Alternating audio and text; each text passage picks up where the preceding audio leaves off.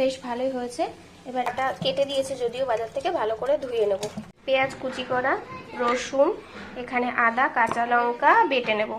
ওর মধ্যে জল দিয়ে আদা, একটু রসুন বাটা একটুখানি দিলাম, সাথে অবশ্যই পরিমাণ মতো অল্প মতো নুন দিলাম, আর হলুদ। যে ভেজে নেবো ভালো করে। আদা, রসুন বাটা আর কাঁচা লঙ্কা বাটা দিচ্ছি, নুন, হলুদ দিয়ে দিচ্ছি পরিমাণ মতো জিরে গুঁড়ো আর ধনে গুঁড়ো।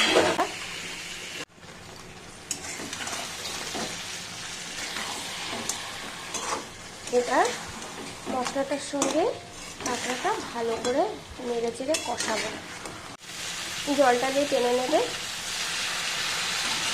এবার কাঁকড়া যে জলটায় সিটি মেরেছিলাম সেই সিটি মারা জলটা অল্প অল্প করে দেবো আর কষাবো।